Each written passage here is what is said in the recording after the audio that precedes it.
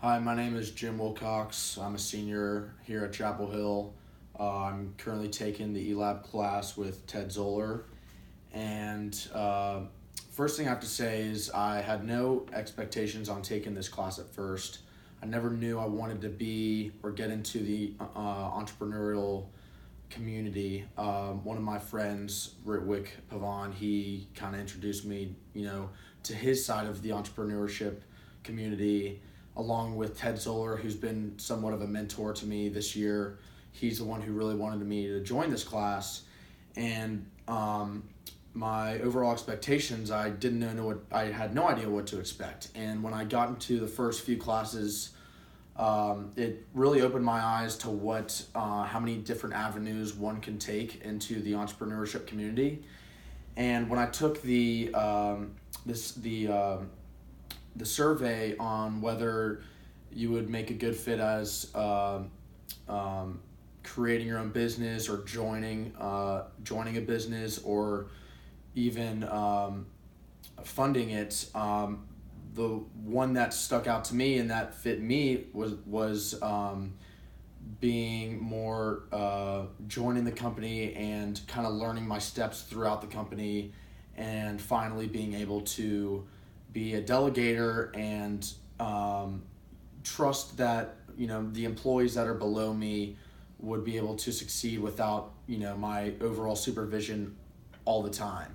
And so one of the books I read, and it's the one that's a part of my group project, is The Knack. And it's how one eventually develops and perfects the gravitas to be successful as an entrepreneur.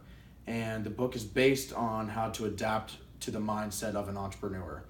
And in chapter 3, which is why startups fail, Brodsky and Burlingham, which are the two authors, they say people get so much bad advice when they first go into business that I sometimes wonder how any company survives.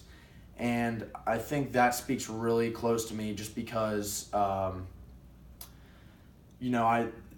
I've gotten a lot of advice from the entrepreneurs that have come into the class, but the most important things that's said is that, like, they all say the most generic things, and that's the most important. You want to have a great team, and you want to have a great leader. And I see myself being a great leader, a great delegator. And another quote that stuck to me in chapter 12, which is to be a good boss. I've learned you need to maintain a certain distance from your employees, and that's I was in Boy Scouts, and I was senior patrol leader, and I had people who were I was in middle school, and I had 12th graders looking down at me for direction, and I knew I couldn't overstep my boundaries with someone who's 5 years older than me. In this case, I don't want to,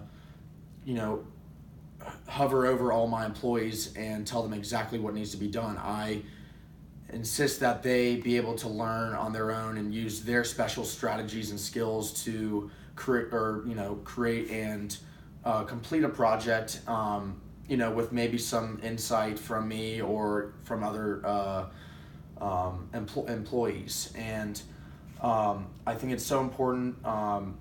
You can read so much and get advice from people, but it has no value until you actually are able to get it, do it hands-on. And I think that's the most important quality, at least for me. That's the way I see it in entrepreneurship. You need to be able to do things hands-on, and that's the way you really learn and adapt. And doing hands-on activities in the class, that's made me more insightful and more interested in being an entrepreneur. Maybe not starting a company, but definitely helping a company grow and become more successful. And that's my conclusion to this.